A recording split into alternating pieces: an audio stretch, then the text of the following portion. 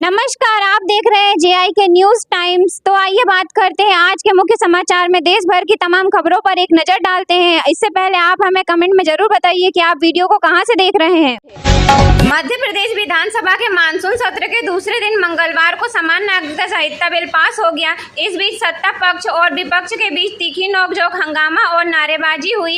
इससे पहले कांग्रेस विधायक आरिफ मसूद का संशोधन प्रस्ताव खारिज कर दिया गया। कांग्रेस के विरोध के बावजूद विधानसभा अध्यक्ष नरेंद्र सिंह तोमर ने कार्यवाही जारी रखते हुए बिल को पास कर घोषित कर दिया।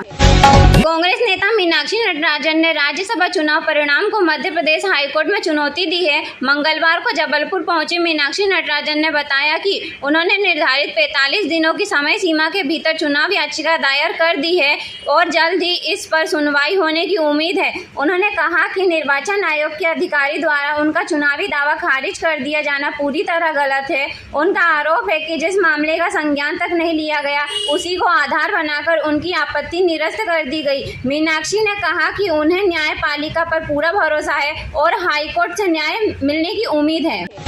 राजधानी भोपाल के पब्लिक ट्रांसपोर्ट के रूप में पहली बार इलेक्ट्रॉनिक बसें दौड़ेंगी। इनका ट्रायल रन शुरू भी हो गया है। पहले 5 दिन तक अलग अलग रूट पर ट्रायल होगा ताकि खामियां पता चल सके। हालांकि पहले दिन कोई दिक्कत नहीं आई। 40 से 50 किलोमीटर प्रति घंटे की रफ्तार से बसें दौड़ी और घाटियों पर भी आसानी से चढ़ गई। इन बसों को भोपाल शहर के अलावा फंदा, अब्दुल्लागंज, सीहोर, मंडीदीप, भोजपुर समेत कई निकायों तक चलाया जाएगा।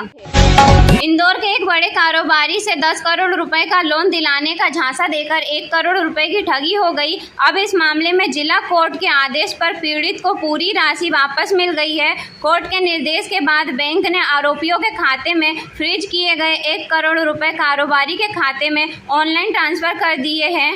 साइबर ठगी के मामले में इतनी बड़ी राशि की वापसी इंदौर जिला कोर्ट में अपने तरह का अहम मामला माना जा रहा है। ग्वालियर में साइबर ठगों का जाल लगातार फैलता जा रहा है। इस बार माधोगंज थाना क्षेत्र के एक युवक को व्हाट्सएप पर आई एक अनजान लिंक को खोलना भारी पड़ गया। लिंक ओपन करते ही साइबर अपराधियों ने उनके बैंक खाते में सेंध लगा दी और 74,000 रुपए उड़ा दिए। हैरानी की बात यह रही कि पीड़ित को इस ठगी का पता करीब 1 महीने बाद चला। खरगोन में मंगलवार को 13 दिन के अंतराल के बाद रिमझिम बारिश हुई। सुबह 11:30 बजे शुरू हुई बारिश दोपहर 2 बजे तक जारी रही। जिले में भगवानपुरा और झिरनिया क्षेत्र में तेज बारिश दर्ज की गई। इस बारिश के कारण 24 घंटे के भीतर तापमान 33 डिग्री सेल्सियस से गिरकर 28 डिग्री सेल्सियस पर आ गया। इस बारिश से सोयाबीन, मिर्च, मक्का और कपास जैसी खरीफ फसलों को जीवन दान मिला है। यह बारिश कपास, मिर्च और मक्का की फसलों के लिए बेहद फायदेमंद है। दतिया जिले में मानसून भले ही देर से सक्रिय हुआ हो, लेकिन पहली ही तेज बारिश में नगर पालिका की तैयारियों की पोल खुल गई। 2 जुलाई को मानसून की दस्तक के बाद करीब 19 दिन के इंतजार के बाद मंगलवार को अच्छी बारिश हुई। करीब 1 घंटे की मूसलाधार बारिश में शहर के कई नाले उफान पर आ गए। इससे कई रिहायशी इलाकों में जल भराव की स्थिति बन गई। बैतूल में मुख्यमंत्री हेल्पलाइन की जून 2026 की प्रदेश स्तरीय नगरीय निकाय ग्रेडिंग में बैतूल जिले ने एक बार फिर प्रदेश भर में पहला स्थान हासिल किया है। जिले को 98.27 अंक प्राप्त हुए हैं। खास बात यह है कि बैतूल ने लगातार तीसरी बार प्रदेश की रैंकिंग में शीर्ष स्थान बरकरार रखा है। प्रशासन इस उपलब्धि को नागरिकों की शिकायतों के समयबद्ध, पारदर्शी और गुणवत्तापूर्ण निराकरण का परिणाम मान रही है। मुख्यमंत्री हेल्पलाइन की रैंकिंग शासन द्वारा शिकायतों के त्वरित समाधान, नागरिक संतुष्टि और जवाबदेही के आधार पर जारी की जाती है। जून माह की ग्रेडिंग में बैतूल जिले ने अधिकांश नगरीय निकायों के उत्कृष्ट प्रदर्शन करते हुए प्रदेश में अपनी अलग पहचान बनाई है। बालाघाट बेहर क्षेत्र के माना और लपटी गांवों के बीच पुल निर्माण में 2 साल की देरी से नाराज ग्रामीणों ने कलेक्ट्रेट पहुंचकर प्रदर्शन किया। उन्होंने चेतावनी दी कि यदि 20 अगस्त तक काम शुरू नहीं हुआ तो वे कलेक्ट्रेट गेट पर तंबू लगाकर धरना देंगे। प्रशासन ने इस पुल के लिए 2 करोड़ 88 लाख 39 हजार रुपए की राशि जारी की है। सिवनी जिले के केवलारी में आपदा मित्रों का 7 दिवसीय प्रशिक्षण कार्यक्रम शुरू हो गया है। मध्य प्रदेश राज्य आपदा प्रबंधन प्राधिकरण के निर्देश पर शुरू हुए इस कार्यक्रम में 135 चयनित युवा आपदा प्रबंधन और बचाव कार्यों का प्रशिक्षण ले रहे हैं। जिले में कुल 500 आपदा मित्र तैयार करने का लक्ष्य रखा गया है। इसका उद्देश्य आपदा स्थिति में स्थानीय स्तर पर प्रशिक्षित स्वयं सेवकों को तुरंत राहत कार्यों में लगाना है, ताकि किसी भी आपदा में प्रभावी ढंग से निपटा जा सके।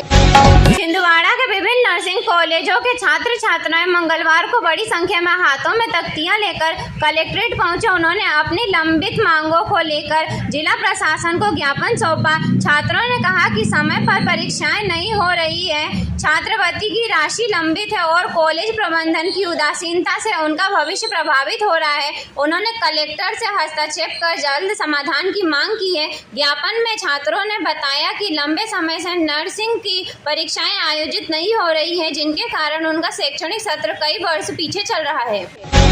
शिवपुरी जिले के करेरा स्थित प्रसिद्ध बगीचा सरकार हनुमान मंदिर की सीता रसोई में चोरी हो गई।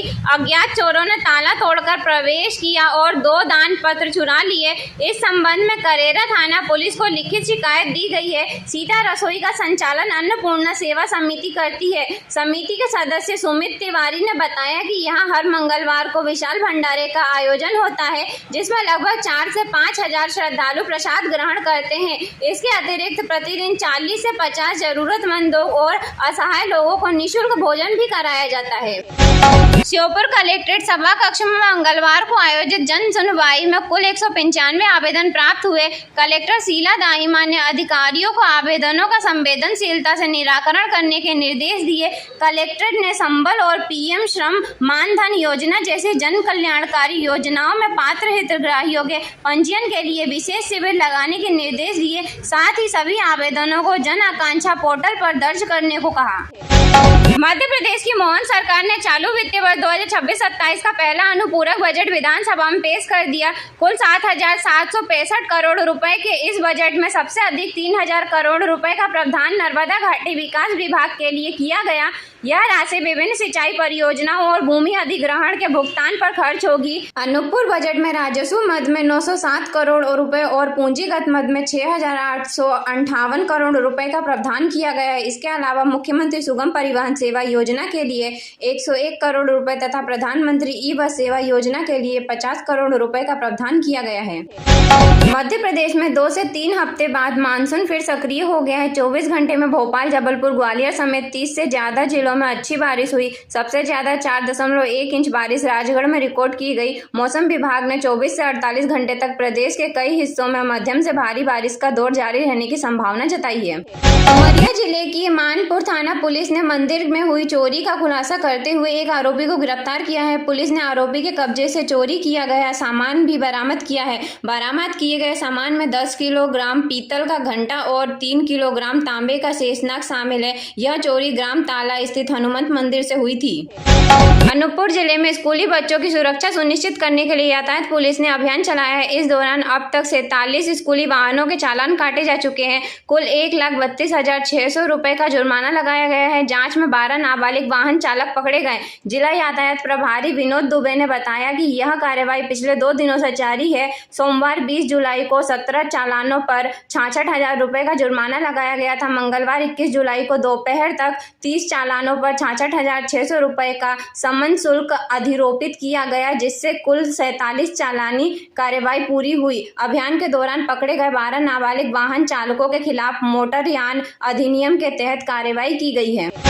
हरदा शहर में मंगलवार को सैकड़ों विद्यार्थियों ने विशाल मानव श्रृंखला बनाकर नशा मुक्त समाज का संदेश दिया। डॉक्टर भीमराव अंबेडकर उत्कृष्ट विद्यालय और महात्मा गांधी शासकीय उच्चतर माध्यमिक विद्यालय हरदा के छात्र छात्राओं ने इस जागरूकता कार्यक्रम में सहयोग किया। कार्यक्रम के दौरान Mahatma Gandhi higher secondary school के पीछे मैदान पर सैकड़ों छात्रों ने उत्साहपूर्वक भाग लिया। उन्होंने से नो टू ड्रग 2.0 की आकर्षक आकृति बनाकर समाज को नशे के विरुद्ध एक संदेश दिया है। विद्यार्थियों ने नशा मुक्त भारत के निर्माण का संकल्प लिया और आम जन से भी नशे से दूर रहने की अपील की है। छतरपुर शहर के गंगा सागर स्कूल के पास स्थित एक प्राचीन शिव मंदिर में मंगलवार को उस समय कौतूहल का माहौल बन गया जब एक नाग मंदिर के गर्भगृह में शिवलिंग से लिपटा हुआ दिखाई दिया। यह दृश्य करीब 2 घंटे तक बना रहा। प्रत्यक्षदर्शियों के अनुसार सुबह पूजा के लिए मंदिर पहुंचे लोगों ने शिवलिंग पर नाग को देखा। नाग लगभग 2 घंटे तक मंदिर के भीतर ही रहा। इस दौरान श्रद्धालुओं ने मंदिर के अंदर जाने के बजाय बाहर से ही भगवान शिव के दर्शन किए। मध्य प्रदेश विधानसभा ने मंगलवार को मध्य प्रदेश समान नागरिकता संहिता विधेयक 2026 को ध्वनि मत से पारित कर दिया। इसके साथ ही राज्य में समान नागरिकता संहिता लागू करने की दिशा में एक महत्वपूर्ण कदम उठाया गया। विधेयक पारित होने के बाद मुख्यमंत्री डॉक्टर मोहन यादव ने इसे प्रदेश के इतिहास का स्वर्णिम अध्याय बताया। मुख्यमंत्री ने कहा कि जिस जगदीशपुर की धरती को इस्लाम नगर बनाकर शरिया कानून लागू किया गया था, उसी धरती से हमारी सरकार ने समान नागरिकता संहिता लागू करने का ऐतिहासिक निर्णय लिया।